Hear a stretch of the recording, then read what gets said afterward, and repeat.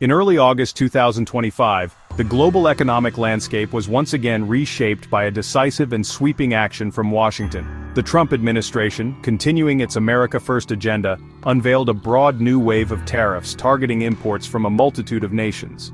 At its core, a tariff is simply a tax imposed on goods imported from another country. The primary purpose of this tool is to make foreign products more expensive. By doing so, the government hopes to encourage consumers and businesses to buy domestically produced goods instead. This protectionist strategy is designed to shield American industries from what the administration views as unfair foreign competition and to reduce the nation's persistent trade deficits. The logic behind this policy is straightforward, at least on the surface. When a product from another country, say a shirt from Bangladesh or a car part from Japan, enters the United States, the new tariff adds to its cost. This increase is intended to level the playing field for American companies making similar products, which do not face this import tax. President Trump's executive order, signed on July 31, 2025, builds upon earlier actions that declared large trade imbalances a threat to national security. The administration argues that a strong domestic manufacturing base is essential not only for economic prosperity, but also for the nation's defense industrial capabilities, making these tariffs a matter of urgent national interest. This recent move represents a significant escalation in trade policy, creating what is now the highest average U.S. tariff rate since the 1930s. According to an analysis by the Budget Lab at Yale, the average effective tariff has jumped to a staggering 18.3%. This marks a fundamental departure from the post-World War II consensus that favored multilateral trade agreements and rule-based systems, such as those governed by the World Trade Organization. Instead, the United States is now operating under a unilateral system, where it sets the terms of trade based on its own domestic priorities, leaving trading partners to react to policies that are, as one official noted, pretty much set. The implementation of these tariffs is backed by a series of firm measures designed to ensure their effectiveness. The executive order not only sets high tax rates on specific countries but also closes potential loopholes. For instance, a rule that previously allowed low-value shipments under $800 to enter the country tax-free is set to be eliminated by the end of August. Furthermore, a harsh 40% penalty will be applied to any goods that are routed through a third country in an attempt to evade the tariffs. This aggressive stance signals a clear message to the world. The era of open markets and minimal trade barriers, as we have known it for decades, is being fundamentally challenged. The list of countries affected by this tariff tsunami is long and diverse, spanning developed and developing economies across the globe. The rates vary widely, reflecting a complex mix of geopolitical and economic considerations. Some nations face truly punishing levies. Myanmar, for example, is now subject to a 40% tariff on its exports to the United States. Switzerland, a hub for luxury goods and precision engineering, has been hit with a 39% tariff, though pharmaceuticals are notably exempt. Even America's closest neighbors are not spared. Canada, a key trading partner, saw its existing tariffs increased from 25% to 35%, while Mexico has been granted only a temporary 90-day reprieve from a threatened 30% tariff pending further negotiations. The impact of these measures is particularly acute for developing nations whose economies rely heavily on exporting to the vast American market. Consider Bangladesh, where the garment industry is the lifeblood of the economy. It now faces a 20% tariff, a rate that could cripple factories and displace countless workers. Similarly, Pakistan must now contend with a 19% tariff on its key exports, including textiles and agricultural goods, placing immense strain on its fragile economy. India, a growing strategic partner for the United States, has been slapped with a 25% tariff, a move that complicates diplomatic relations at a time when the two countries are trying to build a stronger alliance to counter other global powers. Even established industrial powerhouses are feeling the heat from this new protectionist wall.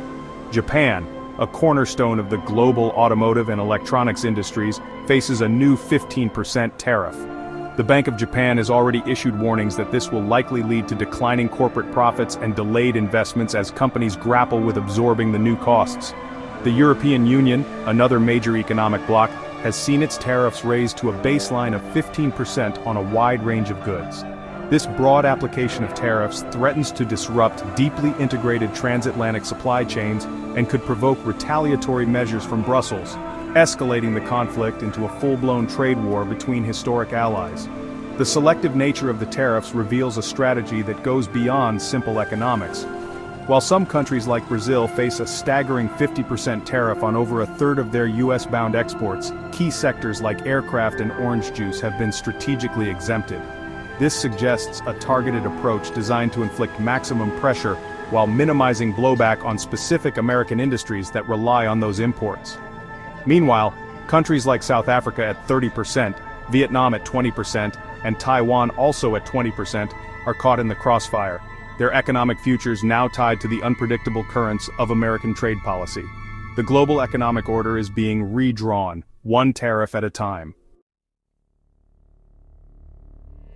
The immediate consequence of such widespread tariffs is the severe disruption of intricate global supply chains. For decades, companies have built complex networks to source materials and assemble products in the most efficient and cost-effective locations. A single product, like a smartphone or a car, might have components that cross borders multiple times before final assembly. The new US tariffs act like a wrench thrown into this finely tuned machinery. A 15% tariff on Japanese car parts, or a 20% tariff on Vietnamese electronics, does not just affect those two countries, it sends shockwaves up and down the entire production line, impacting upstream suppliers of raw materials, logistics companies, and labor markets across Asia and beyond. This global demand shock places immense pressure on businesses and workers far from American shores. A Bangladeshi garment factory facing a 20% tariff may see its orders from US retailers plummet. This could lead to factory closures, mass layoffs, and profound economic hardship for workers who depend on these jobs to support their families. In Switzerland, the 39% tariff on luxury goods threatens tens of thousands of jobs in the watchmaking and engineering sectors, industries built on centuries of craftsmanship and export success. The policy, aimed at protecting American jobs, ends up exporting unemployment and economic instability to its trading partners, fostering resentment and destabilizing economies worldwide. However, the economic pain is not confined to other countries. American consumers are set to feel a direct impact on their wallets. Tariffs are taxes, and while they are levied on importers, much of that cost is ultimately passed on to the end buyer. Projections from the budget lab at Yale are stark, forecasting a short-run price level increase of 1.8%. For the average American household, this translates to a loss of about $2,400 in annual purchasing power. Essential goods are expected to see significant price hikes. Media Group, empty shelves for essential goods in U.S. store, price tags showing increases on basic products, worried shoppers in supermarket at stock, at distribute_equally. Shoes could become 40% more expensive, apparel prices could rise by 38%, and the cost of a new car could jump by over $5,800 due to tariffs on imported vehicles and parts.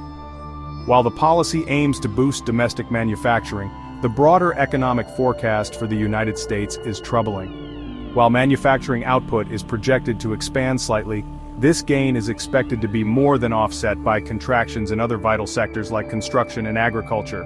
Overall, economists predict that U.S. real GDP growth will be lower by 0.5 percentage point in both 2025 and 2026, with a potential loss of nearly 500,000 jobs by the end of 2025. This creates a painful paradox. In the effort to protect one segment of the economy, the policy risks inflicting damage on the wider economic health of the nation and the financial well-being of its citizens.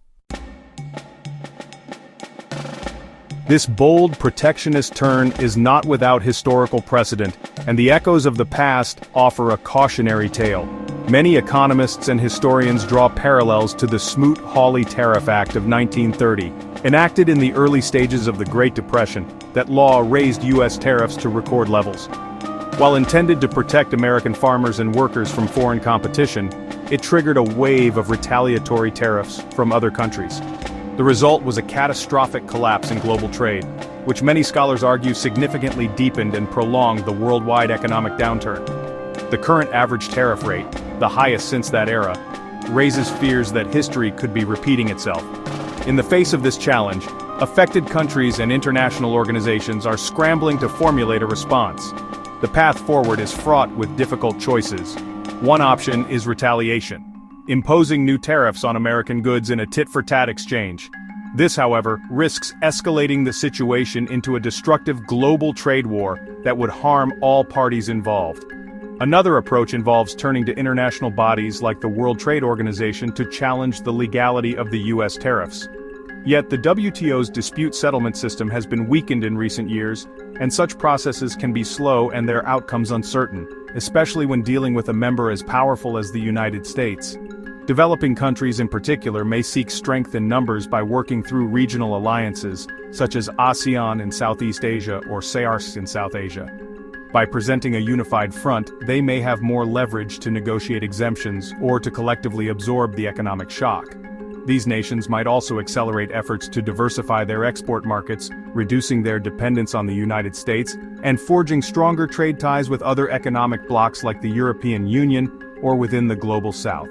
This crisis could, paradoxically, spur the creation of new trade corridors and partnerships that bypass the United States entirely, fundamentally reorienting the map of global commerce for generations to come. Ultimately, the 2025 tariff tsunami represents a critical juncture for the world. It forces a global reckoning with the rules that have governed international trade for over 70 years. The immediate future appears turbulent, marked by higher prices for consumers, disrupted supply chains for businesses, and heightened geopolitical tensions between nations. The key question is whether this moment will lead to a permanent fragmentation of the global economy into competing protectionist blocs, or if it will inspire a renewed push for international cooperation. The answer will determine not only the fate of global markets, but also the prosperity and stability of nations and their citizens around the world.